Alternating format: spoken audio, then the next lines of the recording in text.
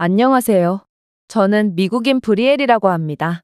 저는 지금의 제 삶이 보너스로 얻은 새 삶이라고 생각할 만큼 최근에 정말 아찔한 일을 겪었는데요. 저는 하루 만에 믿기지 않는 일을 두 번이나 겪게 되었고, 그건 한국과 중국 두 나라와 관련이 있습니다. 일단, 저는 러닝이나 조깅 같은 유산소 운동은 좋아하지만 산이나 협곡을 오르는 것은 병적으로 싫어합니다. 왜냐하면 등산 매니아셨던 아빠를 따라 저희 가족은 에베레스트로 여행을 떠난 적이 있는데요. 저와 엄마는 초보자 코스까지만 올랐지만 아빠는 정상까지 가는 코스에 도전하셨고, 그렇게 산을 오르는 아빠의 뒷모습을 마지막으로 아빠를 더 이상 볼 수 없게 되어버렸거든요. 그 뒤로 저는 산만 보면 아빠의 뒷모습이 떠올라 도저히 등산을 할 수가 없게 되어버린 것입니다. 그러나 저는 문득 이러한 제 트라우마를 깨버리고 싶다는 생각이 들었는데요. 언제까지나 과거 속에 갇혀서 살 수만은 없었거든요. 그래서 저는 그랜드 캐니언 트레킹에 도전해보기로 했습니다. 저는 트레킹 경험이 거의 없는 초보자라 약간의 긴장도 되었지만 그랜드 캐니언은 워낙 많은 사람들이 찾는 곳이므로 안전할 거라는 생각이 들었죠. 그렇게 저는 그랜드 캐니언에 도전하기로 마음먹은 지 일주일 만에 곧바로 그랜드 캐니언으로 떠났는데 이곳에 도착하자마자 엄청난 위기를 겪고 말았습니다. 왜냐하면 하필이면 그날 그랜드 캐니언의 최고 기온이 화씨 120도에 육박할 정도로 엄청나게 더웠고 폭염경보까지 내려진 상황이었기 때문입니다. 꾸준한 운동으로 단련해온 저였지만 이런 살인적인 더위는 도저히 감당하기 어려웠고 실제로 그랜드 캐니언을 찾은 대부분의 사람들은 더위에 놀라 그대로 왔던 길을 되돌아가 버리더군요. 비장한 결심을 하고 이곳에 온 저는 너무 허탈해서 그 자리에서 멍하니 서 있게 되었는데 그런 제게 어떤 동양인 무리가 다가오기 시작했습니다. 그들은 4명의 남성으로 구성되어 있는 중국인 무리였는데 근처 차이나타운에서 일을 하고 있다고 밝힌 중국인들은 자신들과 함께 트레킹을 가지 않겠냐고 제안했습니다. 제가 이런 엄청난 더위 속에서도 트레킹을 할 수 있는 거냐고 물어보니 그들은 중국 최고의 산인 시샤팡마에도 올라봤다며 허세를 부리기 시작했는데요. 저는 그들의 허세를 5분 동안이나 들어줘야 했지만 어쨌든 그들이 숙련된 산악인이라는 것을 직감한 저는 그들과 함께라면 적어도 위험해지지는 않을 거라고 판단했습니다. 그렇게 그들과 함께 미친 짓을 감행하려던 그때 갑자기 어떤 중국인 한 명이 제 가방을 보더니 말을 걸었습니다. 백팩이 너무 무거운 거 아니에요? 이렇게 더운 날에는 짐을 최소화하는 게 좋아요. 저희가 짐을 꾸리는 것을 도와드리죠. 그러고는 제 의사를 묻지도 않고 가방을 빼앗아 갔는데 사실 저는 물만 엄청나게 준비했기 때문에 따로 뺄 짐은 없었습니다. 하지만 그들은 그랜드 캐니언쯤은 언덕 수준도 안 된다며 허세를 부렸고 생각보다 물은 중요하지 않을 거라면서 생수 2통을 제외한 나머지 물들을 자기들 멋대로 버리고 말았습니다. 저는 어이가 없었지만 그래도 그들의 등산 경력을 믿고 그들이 하자는 대로 했죠. 그렇게 가벼워진 백팩을 맨 채로 제 도전은 시작된 것입니다. 확실히 제가 힘들 때 의지할 수 있는 동료가 생겼다는 건 좋았습니다. 중국인 동료들은 자꾸만 짧은 영어로 제게 찝적대긴 했지만 어차피 하루만 보고 안 볼 사이니 그냥 그런가 보다 했습니다. 그런데 그렇게 그늘 한 점 없는 폭염 속에서 1시간 넘게 걷다 보니 정말 타들어가는 기분이 들더군요. 휴대폰은 폭염을 이기지 못하고 고장나버렸는지 제대로 작동하지 않기 시작했고 저는 뭔가 지금이라도 돌아가야 할 것 같은 강한 위기감이 들어서 중국인 동료들을 설득도 해봤는데요. 하지만 그들은 여전히 별거 아니라며 고집을 부렸죠. 그러나 허세 가득한 중국인들의 말과는 달리 이들은 자꾸만 제게 물을 달라고 요구했는데요. 불과 얼마 전까지만 해도 언덕 따위를 오르는데 무슨 생수를 이렇게 많이 챙기냐며 큰 소리를 쳤던 그들이 생명수나 다름없는 물을 자꾸만 요구해대니까 어이가 없었습니다. 저는 물이 별로 없으니 아껴 먹어야 한다고 했으나 그들은 강제로 제게서 물을 빼앗더니 정신없이 물을 벌컥벌컥 마셔대더군요. 저는 그들의 태도에 엄청난 분노를 느꼈지만 이미 너무 많은 거리를 와버린 터라 제가 할 수 있는 건 아무것도 없었습니다. 그렇게 또 얼마간 걸었을까? 저는 엄청난 폭염 때문에 극심한 현기증과 무기력증 등이 몰려와서 도저히 걸을 수가 없게 되었는데요. 하지만 제가 더는 못 가겠다며 애원해도 중국인들은 자신들은 괜찮다며 저를 기다려주지 않고 계속 앞으로 걸어가더군요. 저는 구토까지 하면서 쓰러졌지만 중국인들은 저를 신경도 쓰지 않았어요.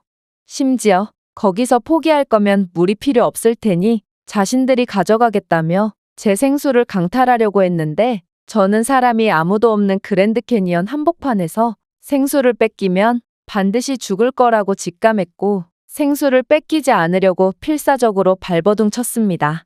그러자 제게서 생수를 뺏으려던 중국인 남성은 자신의 나머지 동료들을 데려오더니 저를 마구잡이로 구타하며 물을 강제로 빼앗았고 그 과정에서 저는 협곡으로 굴러떨어지고 말았습니다. 안 그래도 열사병으로 탈진했던 저는 낭떠러지 너머에서 소리칠 힘도 없이 죽어갔고 근처에 사람은 아무도 없었기에 저는 모든 것을 포기한 채로 눈을 감았습니다. 그렇게 얼마간의 시간이 지났을까? 누군가 쓰러진 저를 흔들며 깨우길래 저는 잠깐 의식이 돌아오게 되었는데 어떤 중년의 동양인 남성이 저를 깨우며 제 얼굴에 생수를 붓고 있었습니다. 저는 순간 제가 죽어서 하늘나라에 온 건가 싶었지만 발목에서 느껴지는 엄청난 고통을 느끼고 아직은 살아있음을 인지했습니다. 이걸 다행이라고 해야 할지 모르겠지만 중국인들의 폭행에 굴러떨어지고만 저는 운 좋게도 가파른 협곡의 바위 틈에 떨어진 모양이었고 그렇게 중년의 동양인 남성 손에 이끌려 트레킹 코스로 다시 올라올 수 있었습니다. 그렇게 올라온 저는 뭔가 알 수 없는 감정이 들어서 그 자리에서 오열하고 말았는데 동양인 남성들은 덥고 짜증이 나는 상황에서도 저를 잘 달래주었죠. 그렇게 약간의 안정을 찾은 저는 동양인 남성 중 한 명의 옷에서 태극기 문양을 발견했는데요. 아마 그들은 한국인인 것 같았습니다. 제가 팔에 태극기 문양이 붙어있는 옷을 입은 남성에게 한국인이냐고 묻자 그 옆에 있던 사람이 대신 대답해줬는데요. 자신은 코리아타운에서 장사를 하는 한국인이라 영어를 할 수 있지만 나머지 두 사람은 한국에서 자신을 만나러 온 한국인이기 때문에 영어를 못한다고 말해줬죠.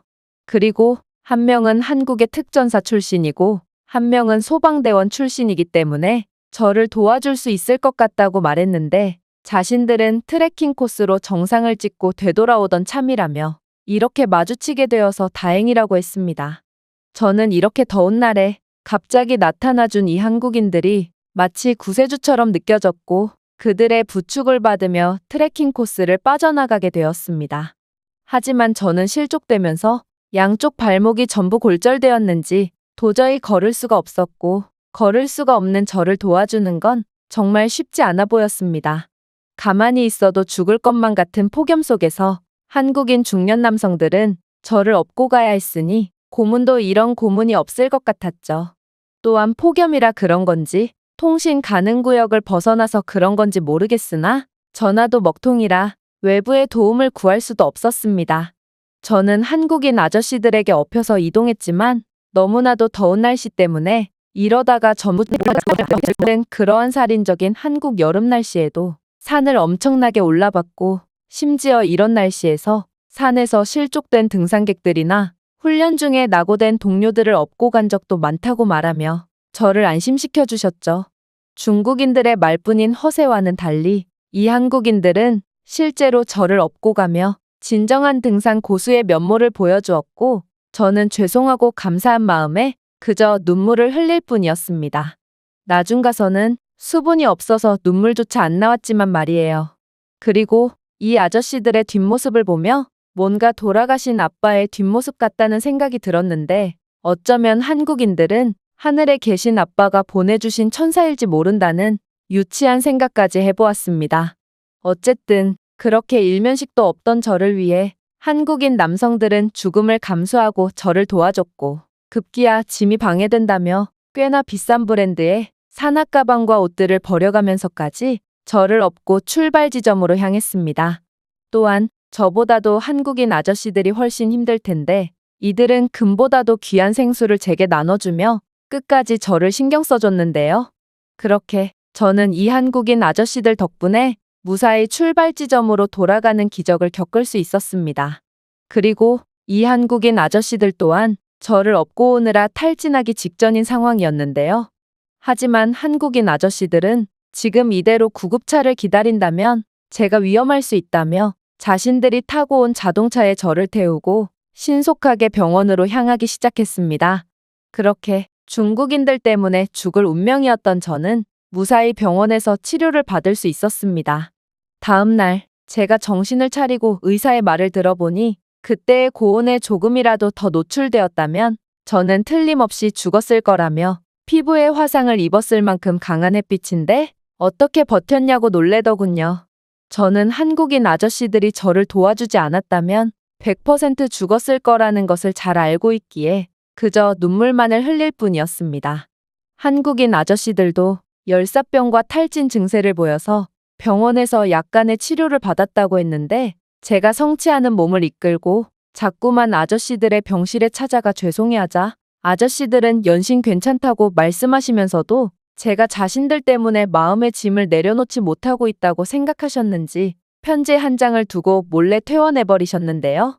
그 편지에는 저를 도와준 건 한국에 있는 자신들의 딸을 보는 것 같기도 했고 어쨌든 자신들이 원해서 한 행동이므로 전혀 미안해할 필요가 없다고 적혀 있어서 정말 벅차오르는 감정을 억누를 수가 없었네요. 심지어 얼마 후 퇴원을 하기 위해서 수술비를 내려고 창구로 갔는데 한국인 아저씨들이 퇴원하시면서 제 병원비까지 전부 계산하고 가셨다는 이야기를 듣게 되었는데요. 저는 이럴 수는 없다는 생각에 한국인 아저씨들을 찾고자 한인 커뮤니티를 전부 수소문해 봤으나 결국 그 아저씨들을 찾을 수 없었습니다. 1년이 지난 일이지만 저는 아직도 이때의 일이 믿기지가 않습니다. 대체 그 한국인 아저씨들의 정체는 무엇일까요? 정말로 하늘에 계신 아빠가 보낸 천사였을까요? 아니면 한국인들은 원래 이렇게 멋진 사람들인 건가요? 이 외국인의 글은 여기까지입니다. 한국인들에게 도움을 받고 목숨을 건질 수 있었던 미국 여성의 사연이었습니다. 제가 준비해온 내용은 여기까지입니다. 끝까지 시청해주셔서 진심으로 감사드리며 여러분들의 구독과 좋아요, 알림 설정은 영상 제작에 큰 힘이 됩니다. 이상 세모튜브였습니다.